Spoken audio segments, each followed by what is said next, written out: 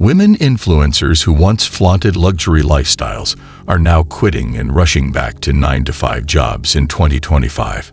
And the reason why will shock you. I had to give up my dreams of content creation, getting into the film industry, getting into something like that, to work a regular job. And that happens to a lot of people. And I thought to myself, because this current job I'm at, I'm having problems with it. And I was like, am I going to be stacking shelves until I'm 50? And that was a real thought, because I'm not getting much younger. I'm going to be hitting my 30s soon. Got it. And I'm like, I don't think I can do this type of work forever, And I was looking around me, everyone around me is younger than me that works with me. And I'm just like, this is like a job for kids. Like, this is not, for me. It's not something that I can live off of. Like, even the extra $5 an hour, I'm like, this is not big enough. I'm not happy with where I'm at. Welcome to real life. This is the least of our worries as men. And I wonder how she'll feel if they told her they wouldn't date her just because of her job. Just like many ladies do to hardworking guys. I want to be an influencer. I want to get PR. I want to get free stuff. No, you do not. This is a 1099 that I got in the mail yesterday. You know what this says? $63,000. Spoiler, I did not make $63,000 from this collaboration. As an influencer, gifts and PR can be reported as compensation by the company to the IRS. I'm here to tell you right now, we don't care. I had a video hit 50.4 million views on TikTok, and I'm going to tell you what I made on it. There are very few people that can probably say that they've had a video hit 50.4 million views. Stop it. Get some help. The video went super viral. We had everybody contacting us, wanting to repost the video. We had ridiculousness emailing us. It was insane. And do y'all want to know what TikTok paid me for a video with 50.4 million views? $1,300. $1,300. I'm not trying to be ungrateful, but I'm just saying, y'all out here thinking, oh, the Resilient Jenkins, their videos are crazy with views. They must be getting mad amount of money. No. See, guys, it's not worth it. And yet many ladies think they'll be making millions. But just to point out something, this is indeed being ungrateful, because she at least got paid, even if small. No, that's not how it works. Just hear me out, and I'm not lying. I have no reason to lie. I would love it if I got paid more. 50.4 million views, $1,300. Do not quit your day job. That's what I'm talking about. The funny part is many claiming to have a spiritual awakening to quitting, but in reality it might be because it's not making enough money. But this lady at least has the decency of giving us the honesty. This is my story of why I decided to quit being a full-time influencer after a year and get a job in corporate America.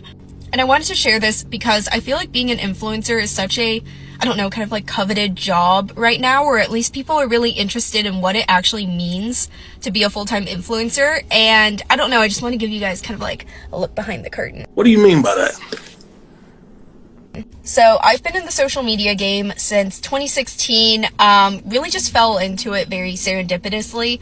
Honestly loved it. I did it all throughout college, and then I decided to go full-time after about a year or so post-grad. It was during COVID. I was like, may as well try and do this thing. And after a year, I was like, you know what? I just don't think that this is for me. So reason number one why I decided to not be a full-time influencer anymore is honestly money. This came down to stability and my long-term goals, and I felt like I could just reach those financial goals quicker if I wasn't an influencer. See, gentlemen, it's all about the numbers. essentially freelance, and I just had a very stable and traditional job. I honestly think that in order to be a full-time influencer or just work in freelance in general, you have to be very savvy with your money. Like, you have to be financially responsible because your income will ebb and flow so much. I had months where I made more than I ever thought was even imaginable from sponsorships, and then I would have months at like the start of the year or just, you know, like during those dead times where I would honestly have like maybe one sponsorship and I didn't really have any money coming in, so I'd have to be really smart with my finances and just like budget everything to a T. You didn't see that one coming, huh? I also may have jumped into being a full-time influencer sooner than I wanted to, and I had to bust my to honestly make as much money as I wanted to every month. I was taking on, I'm not even joking, like 12 sponsorships a month just to make ends meet, and that was just not the vibe for me. So yes, you can do it if you think that you're making enough per sponsorship, but really ask yourself, like, how many sponsorships do I need to take every single month? Am I willing to do that? And what happens if I don't get that many sponsorships? Not to forget that they can lose viewers at any time or get canceled for making a slip. And it really be y'all favorite influencers that's getting regular jobs. Like, let's really talk about it. They're getting a job because it's temporary. Like, the whole social media influencer thing is really temporary. Even for people who are really, really successful at it, like, it only goes so far. It only lasts for so long. You're goddamn right. If you had to put influencers in a bubble, I would put them in a bubble with reality TV stars. Like, they're not celebrities, but like, they will be Ubering sometime soon. And even celebrities sometimes be having regular jobs or having businesses and stuff, because that stuff is not temporary. That stuff is temporary. What is that braid doing though? But all jokes aside, I see a lot of people on social media talking about that they have a regular job. And I really don't blame them, because you don't really know how long that your light is going to shine on the internet. Like, you genuinely don't know. That's why you should take advantage of the opportunity, but make sure you're acting normal at home. Like, make sure you're normal, because you can't let this fake stuff get to your head. At the end of the day, we press record on a screen and we have a whole different life outside the screen.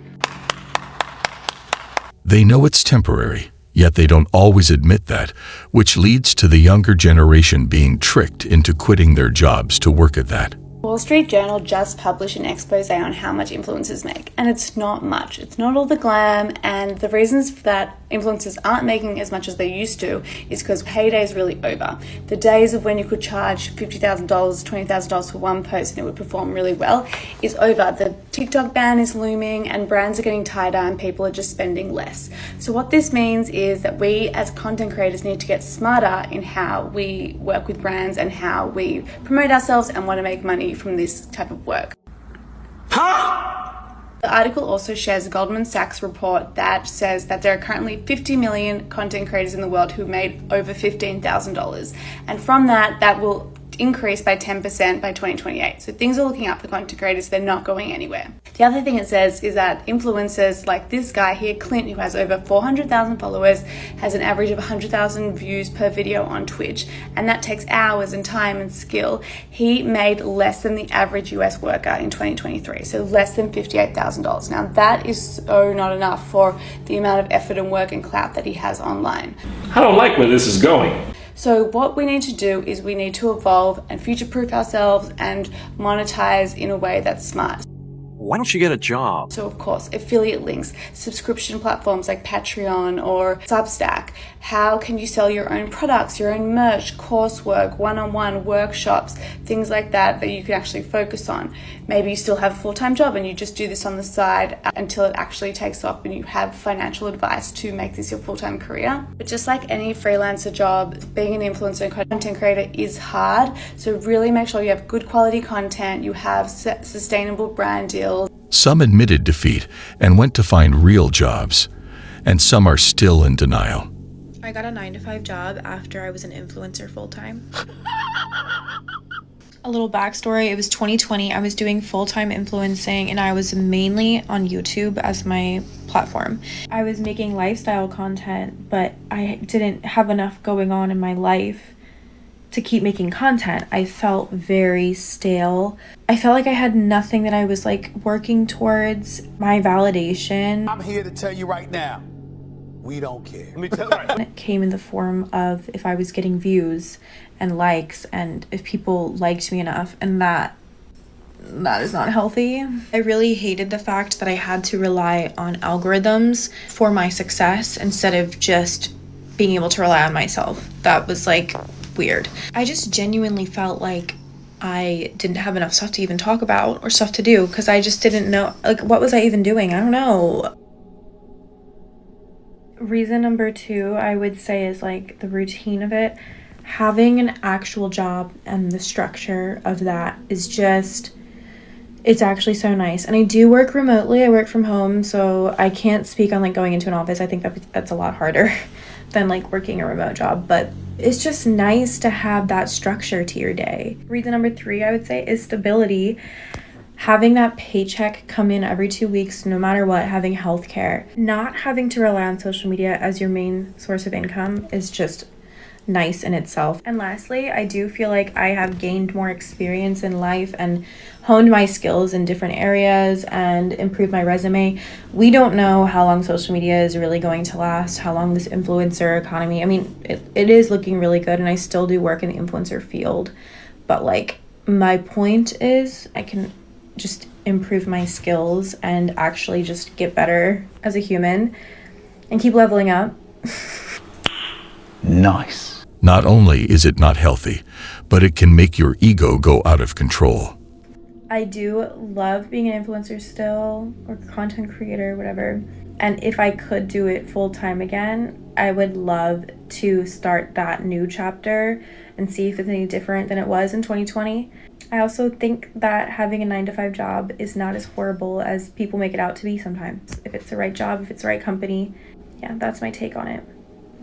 Let's talk about why I decided to return to a 9-to-5 job after being a full-time digital content creator. I honestly feel like this is not talked about enough because I know for so many people, the dream is to leave behind your corporate job, leave behind your 9-to-5, and create content full-time. What? Bro, what are you talking about, man? Forever, hopefully. But what about those of us who got to live the dream but decided to go back? So I recently moved back to the US after living abroad in London for 4.5 years. And while I was there, I was a full-time YouTuber. So I was vlogging about my life abroad and uploading pretty much weekly.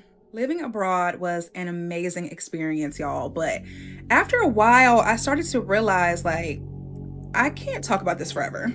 I was starting to feel a bit bored and burnt out from sharing my day-to-day life because not every day was super interesting. And I started to feel like I was living to make content, you know, like everything had to be content.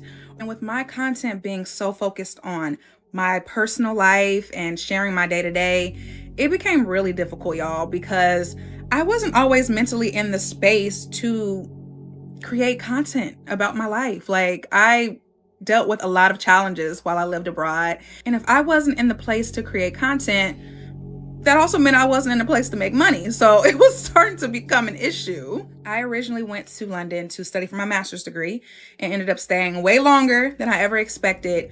But since the beginning, you know, I had always told myself, if this ever stops making sense, I'm going back to work. I'm going back to a 9-to-5, okay?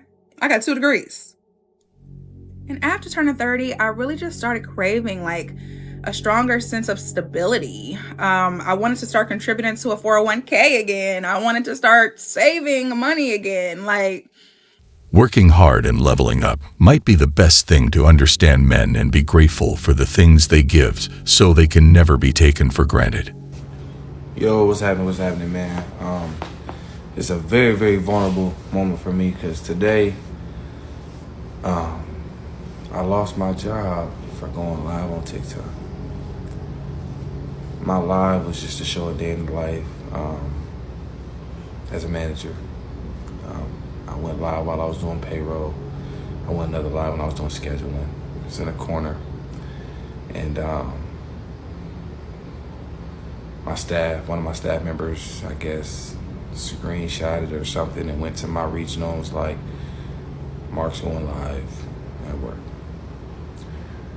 She said, asked me about the live, asked me what I'm doing. She came in today and was like, were you going live at work? I was like, oh yeah. I was like, yeah, I go live when I'm sitting at my desk. I just pretty much, I prop the phone off in the corner. You can't really hear any sound. It's just more or less me working on music while Pandora plays if I'm at my desk. So why would you do that? I said, well, I do music and stuff on my TikTok, and one of my friends encouraged that I just show daily life and just kind of do things like that. I said, but I didn't think I violated any policies. He said, yeah. This is why these two lives don't go well together, because it might compromise your real job, and you should never risk that for some internet passive income. She's like, yeah, you can't be on your phone at work, on social media, you can't be live. I said, okay, well, I apologize, I won't do that no more. I was just more or less just trying to show my supporters what it was and just kind of give them an idea of what I was doing, and just kind of being just being transparent in my life, just like I'm trying to do right now. And she was like, Mark, well, unfortunately, you just told me that you're going live on the clock to get paid through another entity, and unfortunately, that's a violation of our policy. We don't feel like you've been in it. It looks like you're focused somewhere else. Mind you, I just redid our policy today. I just did all of our SOPs for our new training process. Just rebuilt the binder. Just did a month's worth of schedules. I just did everything I need to do. All my stuff is caught up, by the way. I'm not behind on anything in regards to my work and anything I got going on. This is really unfortunate, and I truly hope this guy finds a better job and learns from this, because life isn't always forgiving. I quit being an influencer this year officially. I have been an influencer for many years. My son is 8 years old. I started YouTube when I was pregnant with him, so it's been a while. I never meant to be just an influencer for the rest of my life. Are you sure about that? But it did work out for me for a really long time. However, at some point, I didn't love it anymore. I started only doing it for the money. It did become a job, and I felt a lot of pressure. I was getting comments like people do on the internet. You're putting yourself out there, you're gonna get negative comments. But as a human, we're not built for that, for so many people to give you their opinions on a daily basis about your life, especially people you don't know. And it really started taking a toll on me, and I stopped posting as much. I decided I want to do something else. I want to try to figure my life out. Fast forward, I am now a promotions manager at a hospitality company, and I'm on salary. All of my stressors and everything that I was just worried about for so long, it finally worked out. Every time an influencer quits, an angel gets its wings. This comment is clever, to say the least.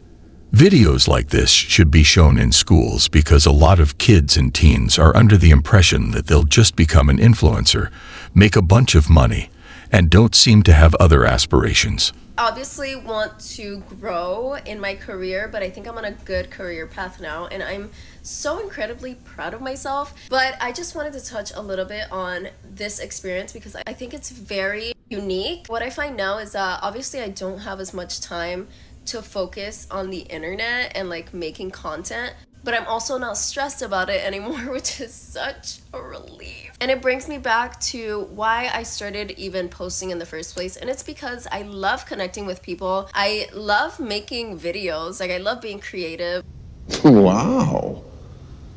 I love all of this, but I don't love relying on it. And I want to know that if I stop posting completely, my life is not over. And it's such a relief to not be so caught up with being relevant and just be myself again. I don't have to be okay, what's trending right now? What can I make right now that is gonna get views? I can just post whatever I want, and I'm happy. I'm truly happy at this point. A lot of young people think that being an influencer is the best thing, but in reality it's not.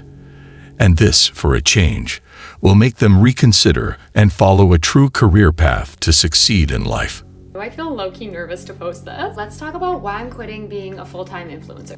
let's get straight to it. Context, I've been full-time with lifestyle content here and on Instagram for about a year now. I'll also say it's been going really well lately. I've had awesome brand deals and I've been making more than I made at like any of my previous jobs ever in my life. Mind you, I am so grateful for these platforms. I'll never stop posting fully. It's such an incredible privilege and the opportunities it's brought into my life have been just beyond my wildest imaginations. But let's talk about why I just can't do it full-time anymore. Number one, by far the biggest reason is I cannot make everything about myself anymore. This is horrible for my mental health. As a lifestyle creator, you take pictures and videos of yourself while you talk about yourself, and then you edit those and you stare at yourself, and then you respond to comments about yourself, and it's just about you all the time. First of all, that gets boring because I'm not obsessed with myself, but second of all, I'm just like not that interesting sometimes. Sometimes I don't have really big plans or I don't have anything profound to say, and I'm like, what do I record today? Relax.